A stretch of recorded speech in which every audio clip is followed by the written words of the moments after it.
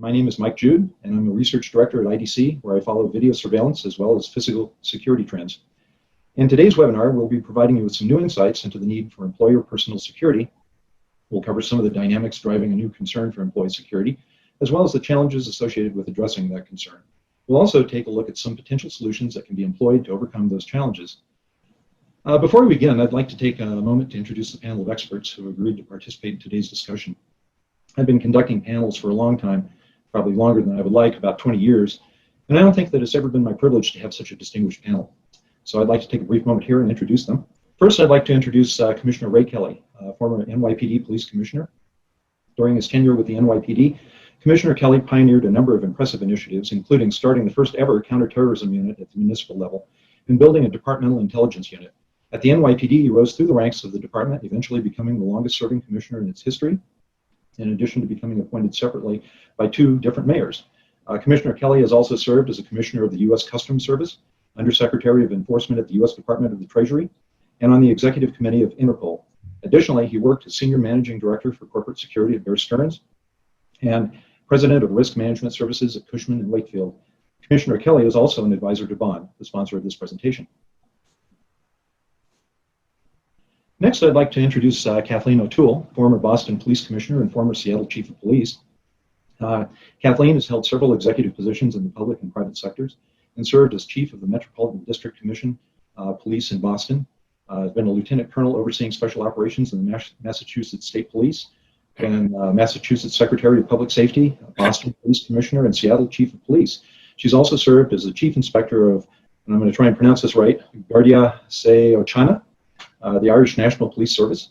She was a member of the Independent Commission on Policing during the Northern Ireland peace process and recently chaired the Commission on the Future of Policing in the Republic of Ireland. Kathleen has served on several other review and reform panels. Next, I'd like to introduce Mr. Mitch Silver. Mr. Silver served as a Director of Intelligence Analysis at the New York City Police Department from 2005 to 2012. He was responsible for developing and managing the analytic and cyber units and supervised the research, collection, and analysis for the intelligence division's portfolio of ongoing terrorism related investigations. Mr. Silver was responsible for strategic assessments of emerging and future threats to the city of New York and was involved in internal planning, development, and new unit creation for the department. Next, I'd like to introduce Rich Staropoli, as former Special Agent, U.S. Secret Service. Prior to his post as Chief Information Officer for the U.S. Department of Homeland Security, Mr. Staropoli served as Managing Director, Counterparty Risk, Chief Information Security Officer at Fortress Investment Group. In this role, he established a formalized program for conducting investigative due diligence across the firm. Prior to that position, Mr. Staropoli served as a Special Agent within the U.S. Secret Service for 25 years. His tenure included service within the Presidential Protective Division, as operator team leader assigned to the Secret Service's Hostage Rescue Unit, the Counter Assault Team, and as the Chief of Polygraph Operations. Definitely not a person to lie to. And last, but certainly not least, I'd like to introduce Doran Kemple, founder and CEO of Bond. Prior to founding Bond, Mr. Kemple was founder and CEO of two technology companies that were acquired by IBM and HP, respectively. Previously, he was a vice president and general manager at EMC Corporation. Before working in technology, Doran was deputy commander of a military special ops unit. He earned a master's degree in business administration from Harvard Business School, as well as degrees in law and philosophy. The issue here is not political, and in fact, the substance of the letter is still under dispute. But what is not under dispute is that the perception of large companies is that the safety and security of their employees are in jeopardy. Although the environment in which an organization exists is certainly important, what may be missing here is a recognition of the essential responsibility of a company to protect its employees.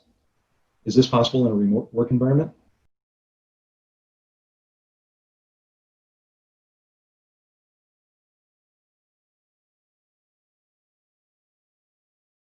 We've experienced New York about almost 3 decades of decreasing crime, but that has turned around quickly, and I don't think we can still call New York the safest big city in America. And as a result of sort of a long-standing dispute with the mayor, the union leaders of the uniformed police officers came together. There's 5 unions in the police department in New York City, 5 uniform unions, and the department is large, 36,000 uniformed police officers. They laid all of the problems on the lap of the mayor, and they basically said to their membership, we want you to only do the minimum as far as enforcement efforts are concerned. And that's what's happening. The police officers have backed off from proactive tactics and strategies that have really kept crime down in New York for, as I say, almost 3 decades. They have become almost totally reactive as opposed to being proactive. Discretionary activities such as car stops or even the small number of stop question first still being used and virtually eliminated. Well, shootings, for instance, and shooting incidents and shooting victims have increased about 100% in each category. As far as index crimes are concerned, murders are up 40%, burglaries are up 40%, grand larceny autos are up 62%. In the Upper East Side area of Manhattan, where most of the billionaires in New York live, there's been an alarming increase in crime. 40% increase in robberies, 90% increase in burglaries, 110% increase in stolen autos. Now, Mike mentioned the letter that was sent by CEOs to the mayor. It's totally unprecedented in New York. I've been around here a long time and never seen anything like it. Now, they have tried to get the mayor to do lots of things before they sent this letter. A lot of phone calls, meetings, but to no avail. So this is really an extreme move on the part of the business leaders. I think it's important to stress that some of these leaders are the heads of the biggest corporations in the world. So for them to do that, it shows a tremendous level of frustration.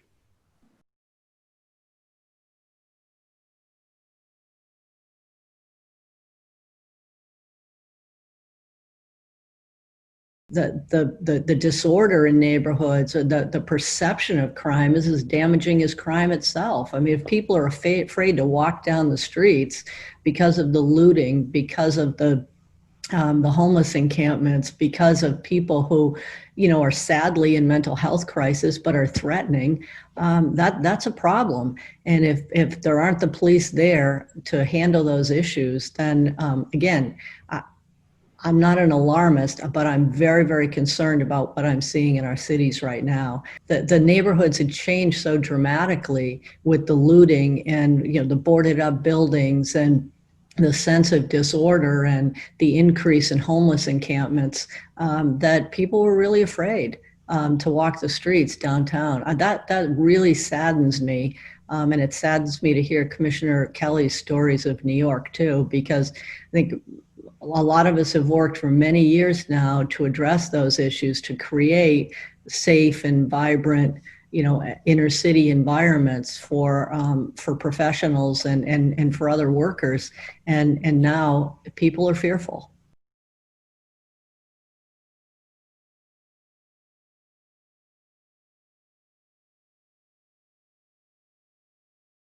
The problem now is when you pick up that phone in the United States, no matter what city you're in, and you dial 911, you may not get that help that you're used to getting in the most expeditious and efficient manner because of all the reasons that I thought Commissioner Kelly outlined, perfectly. And I may just add, when Ray Kelly was the commissioner, we didn't have these problems because we addressed the very basic quality of life issues, which allowed the police department to do what the police department is supposed to do. One thing that makes an organization like the fire department, whether it's the FDNY or any fire department in the United States, so effective, is that when you ask people, what does the fire department do? They can tell you, well, they fight fires. And they're right. But if you ask people, what does a police department do? Whether you're in New York City, Seattle, Boston, or anywhere else, you're going to get 50 different answers. It's because somewhere over time, particularly with the onset of the pandemic, the police department has become a social welfare workers. And this has become a real problem. It's hampered the ability of the police department to provide the level of service that the average citizen has come to expect, which allows that average citizen to have that level of comfort that Commissioner O'Toole had mentioned, and to perceive their daily routine in a safe environment, in a safe manner, and go about their business.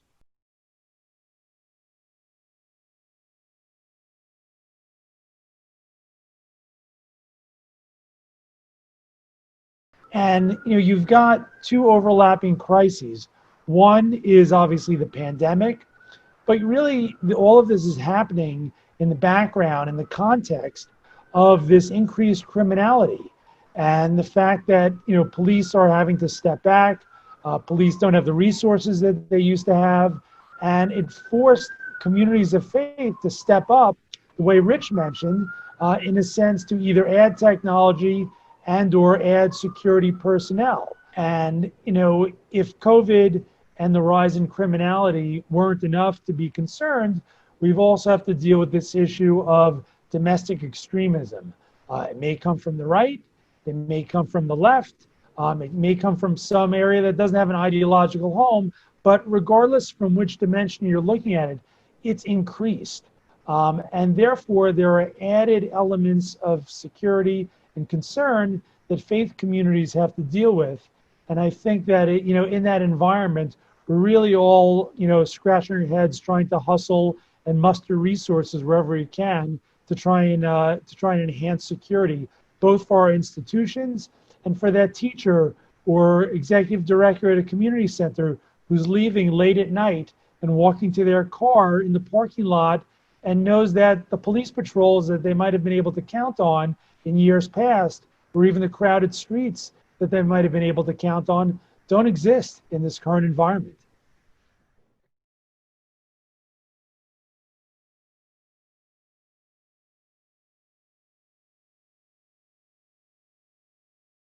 First, thank our esteemed panelists, for sharing your perspectives here with us today, and more importantly, for your life of service. So thank you very much for that. If I take a step back, I just want to distill some of what we've heard. One is the threat is increased. There's more violence. Secondly, the police is degraded, which means that if I'm a chief security officer, I can rely less on the authorities and on first responders to take care of my employees, perhaps when they're outside of the facility. Because if we're chief security officers, we've spent years and a lot of assets fortifying the buildings and the facilities such that the content, people, data, and other assets are secure. But if you look at that letter to the mayor of New York from 150 CEOs, they're worried about their employees when the employees are outside of the buildings, and the employees themselves are afraid when they're outside of the buildings. So if we take a step back, that means that if I'm a chief security officer, the scope of responsibility is not only the content of the building, it's the employees when they're outside of the buildings, commuting to or from work, conducting business. If I'm a real estate agent and I'm showing strangers a new house, if I'm a nurse visiting strangers, if I'm a delivery person or a salesperson or a driver, all of those employees are now interacting with strangers and they're outside of my building. Secondly, or thirdly, some of those employees are no longer working from the office. So they may be working from some Airbnb in Maine or in Vermont. Are they my responsibility when they're working remotely? So let's take a step back. Suddenly, we have a new paradigm of threats to my employees when they're outside of the building. And that requires a new paradigm of solutions that helps me to effectively, in a personalized manner, because maybe one of my employees is epileptic. If he or she finds themselves unconscious somewhere on the way to work, do I want whoever is the entity that is supposed to respond to know that this particular individual is epileptic? If yes, then that's personalized personal security, which brings forth privacy. If I'm the chief security officer and I'm not responsible for employees when they're outside of the building, how far out? Am I responsible when they're in their neighborhood, when they're in their home? And if I am, that requires a privacy petition. So maybe the employees are not going to feel comfortable with me knowing everything. So think about it. A lot of employers offer insurance to the employees. The insurance company is a separate entity than the employer. And there is a petition, a privacy petition between the insurance company that is handling insurance and what the employer knows. So that's another very important parameter, privacy. Then all of this needs to be massively scalable because on this call, we have chief security officers of companies who have more than 300,000 employees. So this needs to be massively scalable and it needs to be affordable. So let's repeat that. It needs to be personalized security that's effective. There needs to be privacy assurance to the employees. It needs to be massively scalable and it needs to be affordable. The only way that this has been done in the private sector and this is a great example for us, is with the public cloud. So if you think about Amazon Web Services, if you think about Microsoft Azure, this market is now consuming about $250 billion. And these are all information technology resources that we as CIOs used to have on site, and now we're allowing these cloud providers to handle. So I submit to you, Mike, and the forum, that if we want to start offering greater personal security, but I might say very importantly, also greater peace of mind to our employees when they commute, when they're conducting business, when they're working remotely, we need to potentially hand much of that responsibility over to an entity that is going to operate with massive scale the way that cloud IT providers operate. This is a very important paradigm shift. Now, when we think about some of the details, and allow me to share my screen, thank you, Mike.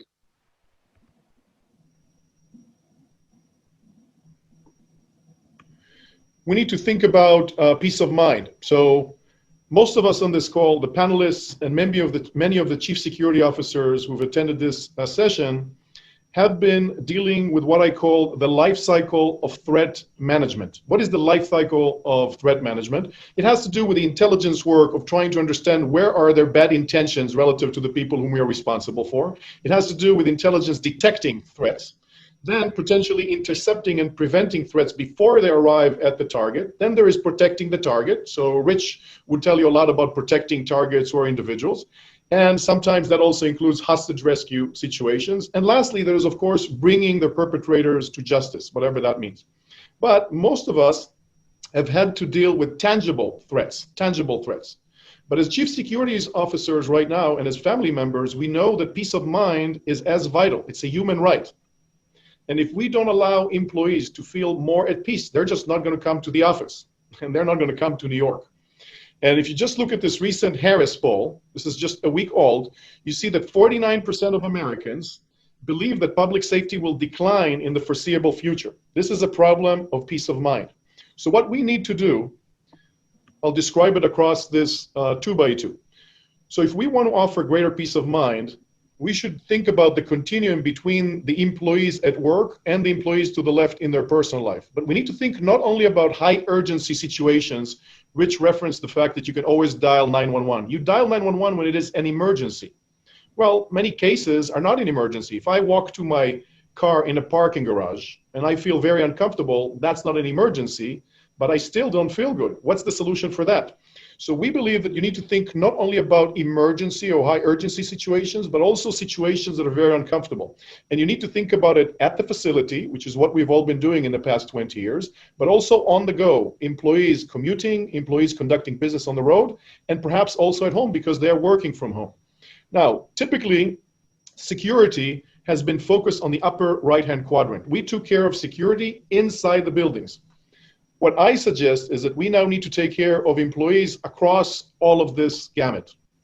When their concern is low, they're afraid right now to commute to the office, or they're afraid to go get their car in a parking garage, or they feel uncomfortable at home and they can't focus, or they're conducting business on the road. So our solution needs to cover all of those situations. And to summarize what I said earlier, needs to be personalized, needs to be private, privacy needs to be assured, needs to be scalable and affordable. And the only way to do that is to introduce a model of the cloud. And here you just see a depiction of how information technology increased. The same thing needs to happen in personal security, physical personal security. In other words, we need to get the help of a company that has a cloud model and basically offers personal security as a service. Now, this is what we've been doing at Bond for 3.5 years. We did not start that only in 2020 as a reaction of the reality that we just talked about, but I'll share with you some of what we're doing as a reflection of what I think the solution could or should be. Very importantly, these are the people whom we are all responsible for. So if you're a chief security officer, you need to ask yourself, am I only responsible for Mama Bear or Papa Bear, who happens to be our employees, or also the rest of the family? And a lot of the chief security officers whom we're working with decide to offer the Bond services, the Bond platform, also to the family members, because if the employees are not at peace with regard to the rest of the family, they're not going to be as productive. Now, what I'm going to be very clear about is that the solution is not only technology.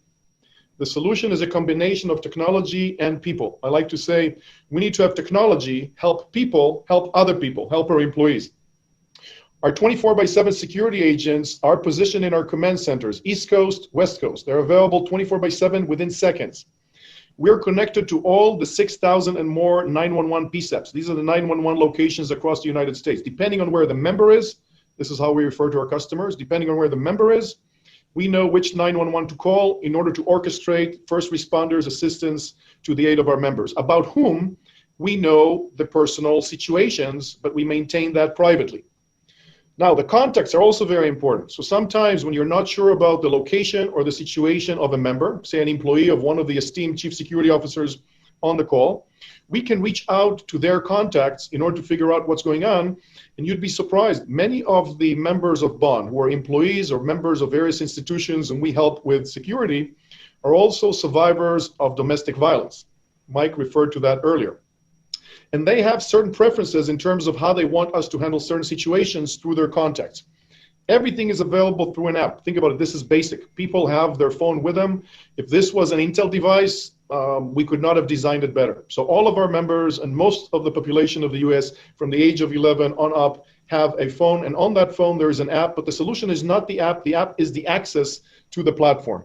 And lastly, we partner with a slew of third-party providers whom we orchestrate on behalf of our members, and that includes roadside assistance, emotional distress calls, domestic violence intervention, telemedicine. We offer bodyguards on demand, and we can support Americans who are traveling abroad. Now, all of that is being operated on behalf of the chief security officer. The chief security officer does not lose control.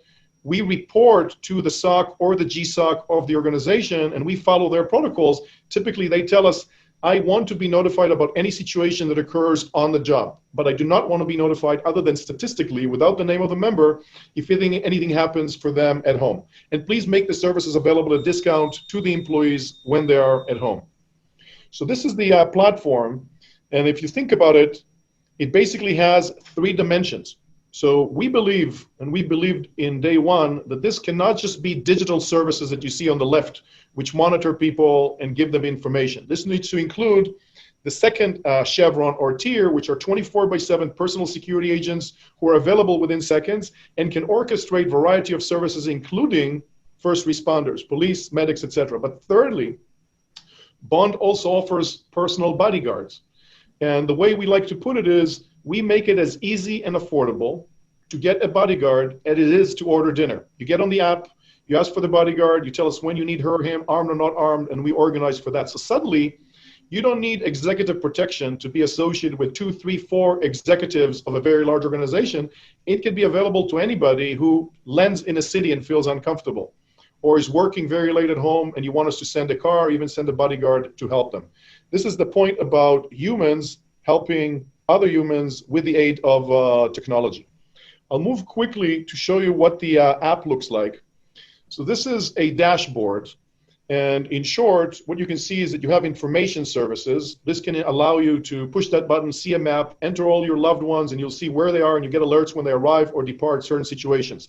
That brings a lot of peace of mind relative to perhaps your children. You get alerts when they arrive at school, when they arrive at soccer place, when they arrive back at home. And importantly, you don't need to be the service provider. Bond security agents will monitor the children for you, will alert you as you want.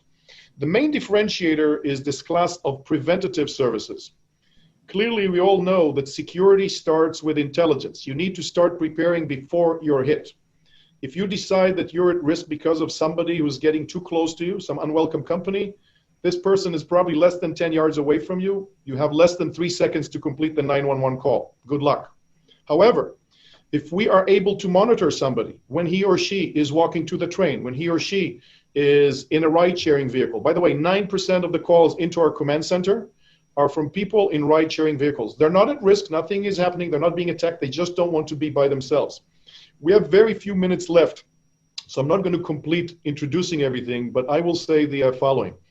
A combination of a cloud model, whereby personal security as a service is offered to your employees or to the employees of the organization, at great scale, with privacy, with personalized security is possible, but it requires a cloud model. So you as a chief security officer don't need to buy servers, buy software, train security agents, operate a command center by yourself, you might just have 100 people, 100 lawyers or investment bankers or artistic designers. This is just not scalable. Move it to the cloud. And much of the services here allow us to ready agents on behalf of the members, track members on the go using artificial intelligence. So if a member tells us, I'm not walking to the train, we can detect, is he or she really walking, or have they started running, or are they suddenly in a car? That would constitute an anomaly. We would reach out to them to make sure that they're okay. We can live video monitor them. So if you get to the app and you push that particular button called Video Monitor Me, within a matter of seconds, one of our security... Hi, John, this is Tammy with Bond. How can I help? Tammy, thank you for reaching out so quickly on the phone. I'm on the call with Mike Jude. I felt a little uncomfortable. I want you by my side. I'm no longer concerned. I'm going to show you Mike Jude. No need to deter him, okay? Okay. There you go. This is Mike Hello. Jude. Hey. Tammy, I feel better now. Can I disconnect? Great. Yes. Thank you. I'm disconnecting. Thank All you. right. These security agents are available within seconds. We can send cars in order to pick somebody up. We're going to be by their side. We can send bodyguards. People use the chat button in order to conceal the fact that they need help. We've addressed situations such as that. There are more than 100,000 members on our system, including the community that Mitch Silver is referenced.